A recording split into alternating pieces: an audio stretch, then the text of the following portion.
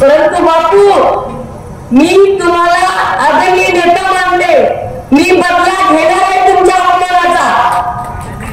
आदरणीय अजितदादांचा जो उमेदवार आहे त्याच्या विरोधात या विभागाचं 15 वर्ष ज्यांनी प्रतिनिधित्व केलं आणि नुसतं प्रतिनिधित्व केलं नाही, दिल्लीमध्ये महाराष्ट्राचा बारामतीचा आवाज बुलंद करण्याचं काम माननीय सुप्रियाताईंनी केलं। आणि यावेळीची लढाई वेगळी आहे, ही लोकसभेची ऐतिहासिक निवडणूक आहे। खुद्द राहिलेल्या लेकीची वडिलांचा मान सन्मान धुळीस न मिळू देता एक सह्याद्री कन्या म्हणून, लखलखती तलवार म्हणून आपल्या वडिलांची मान ताक ठेवणाऱ्या सुप्रियाताईंची निवडणूक आता जनतेने हातात घ्यायची।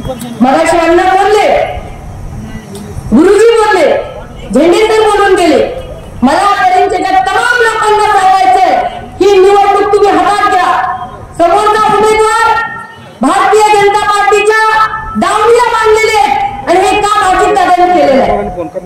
उमेदवार पत्नी म्हणून मला त्यांच्यावर टीका करायची नाही, मला त्यांचा नितांत आदर आहे, कारण त्यांचं माहेर माझ्या जिल्ह्यातलं उस्मानाबाद जिल्ह्यातल्या त्या माहेर वाचले।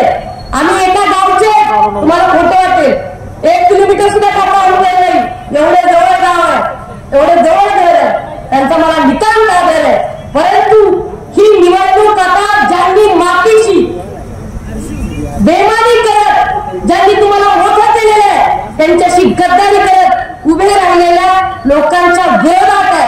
आणि ही निवडणूक सरळ रोहितदादा आहेत, ही तुमच्या कुटुंबाची निवडणूक नाही, ही गावची भावकीची निवडणूक नाही, ही नरेंद्र भावनेची निवडणूक नाही, ही महाराष्ट्राच्या अस्मितेची आणि बारामतीच्या लोकांची निवडणूक आहे। ही निवडणूक तुम्ही हातात घ्या। मला सांगायचंय, सरळ सरळ पवार साहेबांना आव्हान दिलं जाते, पवार साहेबांवरती वैयक्तिक टीका केली जाते। आता आपण मोदीजी म्हणतात भटकती आत्मा। लोकांना मला प्रश्न विचारायचा, आपल्या महाराष्ट्रामध्ये जे वाढतात, ज्यांचा मृत्यू होतो, त्यांच्याबद्दल असं बोलण्याची प्रथा आहे।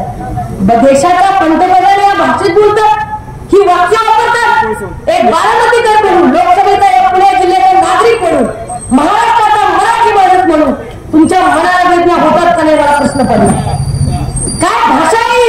आणि परत अजून उलटा मारतात तर मला स्वतःचं कुटुंब सांभाळू शकले नाही। अरे ज्यांनी स्वतःची बायको सोडून दिली त्या उपरेयांनी आम्हाला सांगू नये कुटुंब कसं सांभाळायचं असतं। गुजरात्यांनी तुम्ही गुजरातचे मोदी आणि शहा महाराष्ट्राला शिकवणार का? ही माती छत्रपती शिवरायांची आहे, शाहू फुले आंबेडकरांची आहे, आणि या मातीचा होता आणि वारसा पवार साहेबांना चांगला करतो।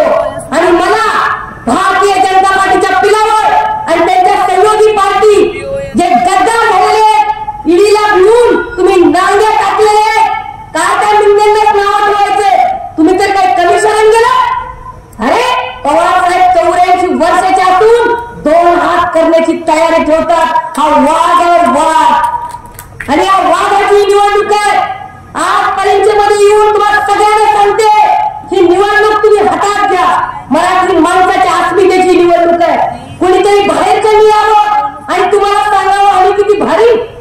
नरेंद्र मोदींना कुणीतरी आठवण करून द्या, ज्यांना तुम्ही भटकती आत्मा म्हणताना 2001-2002 मध्ये जेव्हा गुजरातमध्ये भूकंप झाला, तेव्हा तुमच्या पार्टीचे वरिष्ठ नेते, या देशाचे माजी पंतप्रधान आदरणीय अटलजींनी पहिला फोन शरदचंद्र पवार साहेबांना केला होता। कारण तुम्ही आपत्ती व्यवस्थापनाचे जनक आहात, तुम्हाला पुनर्वसन करायचं चांगलं करतं, माणसांची पेरणी करणं, गाव उभा करणं, त्या गावाला दिशा देणं, हे सगळे काम आदरणीय पवार साहेबांनी केलेले। म्हणून अटलजींनी फोन हा पवार साहेबांना केला। त्या कालच्या मोदींना हे कोणीतरी सांगितलं पाहिजे, आणि पुण्यात हिंमत करतात आणि आपण ऐकतो। मला असं वाटतं की आता दणदणीत उत्तर देण्याची वेळ आलेली आहे। आम्ही सुप्रियाताईंच्या बाजूने का उभे? एक खुद्दार स्त्री, एक लढाऊ लेक, यांच्या 50 खोट्याला लाच मारत, यांच्या ईडी सीबीआयला पायदळी तुडवत वडिलांच्या बरोबरीने उभी आहे। आणि कुठल्याही बापाला वाटतं आपल्या पोरीने आपली मान उंचवली पाहिजे। काका तुमची टोपी जर का असेल ना, घरातल्या तुला मुलींच्या कर्तव्यामुळे राहते. आणि सुप्रियाताईंनी आपल्या वडिलांचा मान ठेवलेला आहे. म्हणून आम्ही सुप्रियाताईंच्या तुतारीसाठी, ही तुतारी निष्ठेचे, खुद्दारीचे, इमानदारीचे, प्रामाणिकपणाचे म्हणून वाजवायचे. अजितदादा काय बोलतात? आता आम्ही बारामतीमध्ये होतो. सकाळी आदरणीय सुनंदाबाई पवार, शर्मिलाताई पवार इथल्या पदाधिकारी अतिशय उत्तम असा महिला मेळावा ऑर्गनाईज केला होता. लोकांना वाटली तर कोणी येतं का नाही, परंतु जागा बसायला अपुरी पडली. एवढा देखणा सोहळा बारामती शहरामध्ये आज सकाळी झाला. दादांना कुणीतरी सांगण्याची गरज आहे, तुम्ही आमदार, खासदार, कॉन्ट्रॅक्टर, कारखानदार विकत घ्या, परंतु ही माणसं कुठल्या दुकानात विकत मिळत नाहीत. ही स्वाभिमानी जनता आहे आणि तुमच्या 50 कोटीला लाच मारते, ही या जनतेने दाखवून द्यायचं. येत्या 7 तारखेला तुम्ही ही निवडणूक हातात घ्या आणि तुतारीला निवडून द्या. आम्हाला तुतारी चिन्ह मिळू नये, पक्ष मिळू नये म्हणून अजितदादांनी घाट घातला. परंतु त्या अजितदादाला मला सांगायचे, दादा तुम्हाला बाळूकेत असल्यापासून पवार साहेबांनी सांभाळलेलं आहे, त्यामुळे तुम्ही पवार साहेबांना शिकवण्याची भाषा करू नका. आज त्यांचं स्टेटमेंट ऐकलं मी, ज्यांच्या अंगात पाणी नाही ते काय तुम्हाला पाणी आणून देणार असं ते कुठेतरी बोललेले. परंतु दादाला सांगण्याची गरज आहे, ज्यांच्यामुळे तुम्ही उभे आहात. मला वाटतं महाराष्ट्राला सांगायचंय, बारामती लोकसभा म्हणजे शरदचंद्र पवार आहे आणि शरदचंद्र पवार साहेब म्हणजेच बारामती आहे. कुणीही गैरसमज करण्याचं कारण नाही. तुम्हाला सांगतो, मी दिल्लीमध्ये गेले होते नोव्हेंबर मध्ये. माझ्या बाजूला एक विमानामध्ये प्रवास करताना 70 वर्षाचे ग्रस्त होते. मी माझी मैत्री अमृता यांच्याशी चर्चा करत होतो, तेव्हा ते ग्रस्त म्हणले की आप लोग राजनीति में काम करते हैं, पवार साहब के साथ. म्हणलं हो.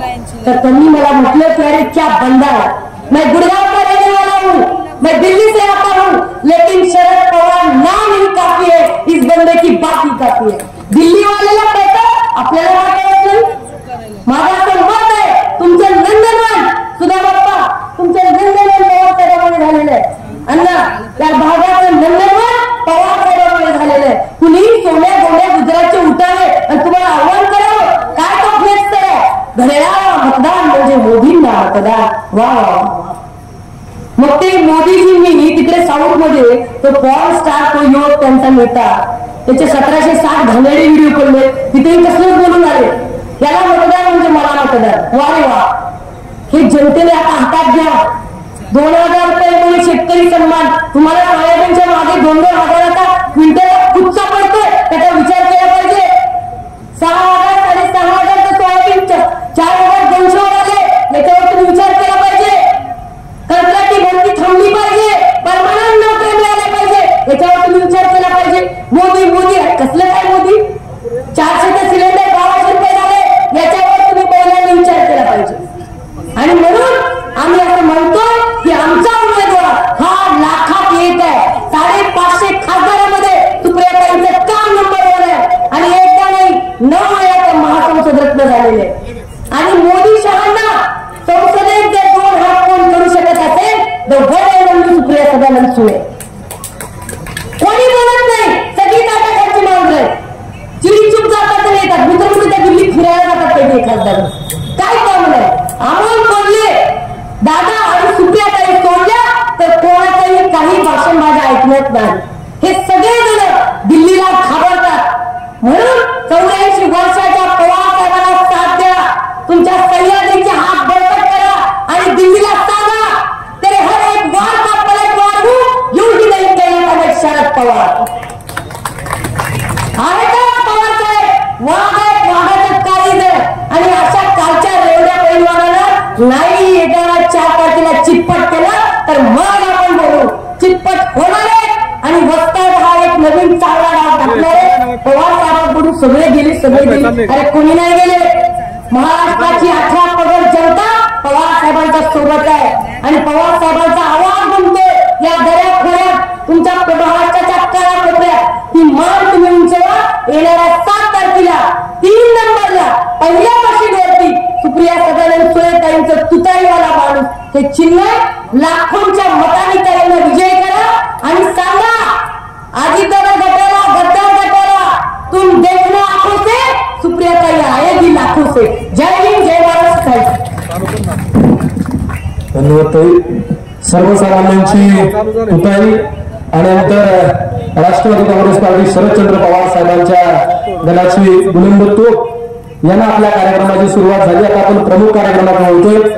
आजच्या कार्यक्रमाचे प्रमुख उपस्थिती कर्जत जामखेडचे लोकप्रिय आमदार माननीय रोहितदादा पवार यांना या ठिकाणी सन्मानित केले जाते. मी मयूरदादा मुळीक, अनिलदादा दुधाळ आणि दत्ताराणा बोंबळे यांना विनंती करतो की आपण लोकप्रिय आमदार रोहितदादा पवार यांना सन्मानित करायचंय. प्रेमाची शाल आणि बुके देऊन या ठिकाणी सन्मानित केले जात आहे. माननीय रोहितदादा पवार आणि माननीय संजयजी जगताप या दोघांनाही एकत्रित सन्मानित केले जाते. पुरंदर तालुक्याचे कार्यक्षम आमदार आणि कर्जत जामखेडचे लोकप्रिय आमदार रोहितदादा पवार आणि संजयजी जगताप, अमोलदादा कोमन यांनाही समोर सत्कार करण्यासाठी यायचे. दोनही सक्षम आमदार यांना या ठिकाणी सन्मानित केले जाते. ज्या पाठीमागे माता भगिनी त्यांना विनंती आपण समोर येऊन बसायचे. पद्मावती तरुण मंडळ अक्करवाडी बाबू यांच्यातर्फेही रोहितदादांना या ठिकाणी सन्मानित केले जाते. पद्मावती तरुण मंडळ अक्करवाडी बाबू या तरुण मंडळाला विनंती आपण रोहितदादांना सन्मानित करण्यासाठी यायचे.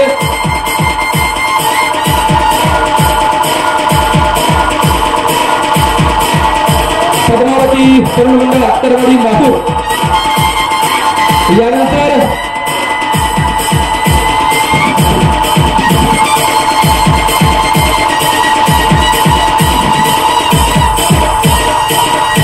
शिक्षणाताई सलगर यांना या ठिकाणी सन्मानित केले जाते. सुजाताताई दुधाळ, मीनाक्षताई गारवळकर आणि शैलाताई जाधव यांना विनंती करतो की आपण सक्षणाताई सुप्रियाताई जाधव यांना मी विनंती करतो की आपण महाराष्ट्राची मुलूक मैदानी तोफ सक्षणाताई सलगर यांना या ठिकाणी सन्मानित करायचंय. सक्षणाताई सलगर यांना या ठिकाणी सन्मानित केले जाते. जोरदार टाळ्या वाजवायची ही निष्ठावंतांची वाणी आहे. आदरणीय शरदचंद्रजी पवार साहेब, त्याचबरोबर या महाराष्ट्राची ओळख असणारी आपल्या सर्वांच्या उपस्थितीत सभा संपन्न होती. आजच्या कार्यक्रमाचं स्वागतपर म्हणून राष्ट्रवादी काँग्रेस पार्टी शरदचंद्र पवार साहेब गटाचे अध्यक्ष पुष्करण भैया जाधव स्वागतपर म्हणून व्यक्त करतील. आज आपल्या बारामती लोकसभा मतदारसंघाच्या लोकप्रिय उमेदवार आदरणीय सुप्रियाताई सुळे यांच्या प्रचारार्थ आज आपल्या परिचय या गावामध्ये जाहीर सभेच्या निमित्ताने उपस्थित असणारे